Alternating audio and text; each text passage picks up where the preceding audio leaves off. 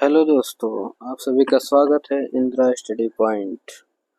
आज हम आपको बताएंगे साइंस जी के क्वेश्चन। जो 25 सवाल होंगे वो बेहतरीन जीके के क्वेश्चन होंगे। तो चलो दोस्तों शुरू करते हैं अपना क्वेश्चन। तो पहला क्वेश्चन है दोस्तों, नाभिकीय विखंडन में ट्रिगर क्या होता है? नाभिकीय विखंडन में ट्रिगर क्या होता है? तो नाभिकीय विखंडन में ट्रिगर जो है वो न्यूट्रॉन होता है। तो ऑप्शन बी सही है दोस्तों। अगला क्वेश्चन देखते हैं, अस्पतालों में मंद निश्चेतक के रूप में किस गैस का प्रयोग किया जाता है? तो अस्पतालों में मंद निश्चेतक के रूप में किस गैस का प्रयोग किया जाता है? तो ऑप्शन ए सही है दोस्तों, नाइट्रस ऑक्साइड। खुले में कुछ देर रखा दूध खट्टा हो जाता है। खुले में कुछ देर रखा दूध खट्टा हो जाता है, तो किस कारण से होता है दोस्तों? लैक्टिक अम्ल के कारण। ऑप्शन बी सही है। सूर्य में कौन सा तत्व सर्वाधिक होता है? सूर्य में कौन सा तत्व सर्वाधिक होता है? तो ऑप्शन ए सही है दोस्तों, हाइड्रोजन। निम्न में से किस गैस को स्ट्रेंजर गैस भी कहा जाता है? तो निम्न में से किस गैस को स्ट्रेंजर गैस भी कहा जाता है? तो ऑप्शन बी सही है दोस्तों, जीनोन। लेड पेंसिल में क्या पाया जाता है? लेड पेंसिल में क्या पाया जाता है?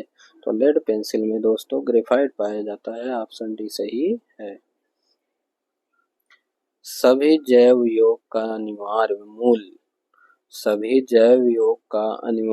मूल तत्व क्या है? तो सभी जैव योग का अनिवार्य मूल तत्व कार्बन है। तो ऑप्शन सी सही है। गुरुजल हैवी वाटर क्या है? गुरुजल हैवी वाटर क्या है? तो ऑप्शन ए सही है दोस्तों, ऑक्सीजन प्लस हैवी हाइड्रोजन। निम्नलिखित में से किसका पीएच मान 7 होता है? तो निम्नलिखित में से पीएच मान 7 किसका होता है? तो किसका है दोस्तों? ऑप्शन डी, शुद्ध जल का भी होता है, उदासीन विलयन भी होता है और क्षारीय विलयन का भी होता है। नहीं दोस्तों, निम्नलिखित में से किसका पीएच मान 7 होता है? तो निम्नलिखित में से उपर्युक्त ए और बी, शुद्ध जल और उदासीन विलयन, दोनों का जो पीएच मान होता है वह 7 होता है। तो ऑप्शन डी सही। अधिक खाना खाने से यदि कोई अम्लता का शिकार हो जाता है तो इसका इलाज क्या है? अधिक खाना खाने से यदि कोई अम्लता का शिकार हो जाता है तो इसका इलाज क्या है? तो इसका इलाज होता है दोस्तों option C, baking soda.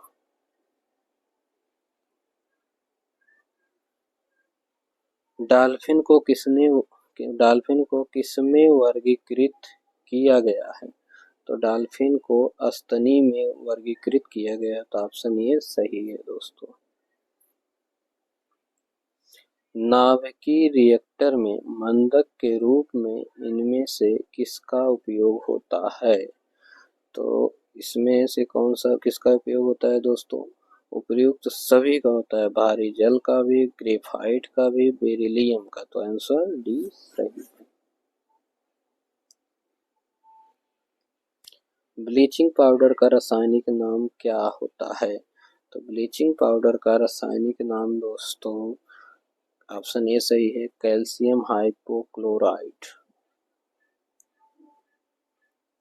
Neurons के कोशिकाओं की संख्या सबसे अधिक कहाँ होती है? न्यूरॉन्स के कोशिकाओं की संख्या सबसे अधिक कहाँ होती है? तो ऑप्शन बी सही है दोस्तों, मस्तिष्क। उल्लू रात में आसानी से उड़ते हैं क्योंकि इनमें पाया जाता है। तो क्या पाया जाता है दोस्तों? रेटिना में केवल शलाकाएं, रेटिना में केवल शलाकाएं, ऑप्शन सी सही। रात्रि में मंद प्रकाश में दृष्टि संवेदना का काम किसके द्वारा होता है? तो ऑप्शन ए सही है दोस्तों, शलाकाओं। रतौंधी किस कारण से होती है? रतौंधी किस कारण से होती है? तो ऑप्शन सी सही है दोस्तों, मायोपिया। नो, सी रॉन्ग क्वेश्चन है दोस्तों। रतौंधी किस कारण से होती है? तो रतौंधी होती है दोस्तों शंकुओं की खराबी के कारण, शंकुओं की खराबी के कारण, ऑप्शन बी सही है। शारीरिक संतुलन बनाने में सहायक संवेदी अंग कौन सा है? शारीरिक संतुलन बनाने में सहायक संवेदी अंग कौन सा है? तो ऑप्शन सी सही है दोस्तों, कर्ण, कान। C12H22O11, C12H22O11 के रूप में किसे जाना जाता है? तो किसे जाना जाता है दोस्तों? ऑप्शन सी चीनी को। लाफिंग गैस हास्य गैस के नाम से किसे जाना जाता है? तो लाफिंग गैस या जिसे हास्य गैस कहते हैं दोस्तों, तो उसे नाइट्रस ऑक्साइड के रूप में जाना जाता है। तो ऑप्शन ए सही है। ओ न्यूरोलॉजी का संबंध किससे है? ओ न्यूरोलॉजी का संबंध किससे है? तो ऑप्शन सी सही है दोस्तों, स्वप्न। द्विपद नामकरण बाइनोमियल नॉमेनक्लेचर का पिता किसे कहा जाता है? द्विपद नामकरण का पिता किसे कहा जाता है? तो कार्ल लीनियस को, कार्ल लीनियस को, ऑप्शन ए सही है। मानव शरीर का कौन सा अंग लाइपेज का उत्पादन करता है? मानव शरीर का कौन सा अंग लाइपेज का उत्पादन करता है? तो ऑप्शन ए सही है दोस्तों, अग्नाशय। ऑप्शन ए सही है दोस्तों, अग्नाशय। विटामिन के की विशिष्ट भूमिका के संश्लेषण में होता है? विटामिन के की विशिष्ट भूमिका के संश्लेषण में होता है, क्या होता है दोस्तों?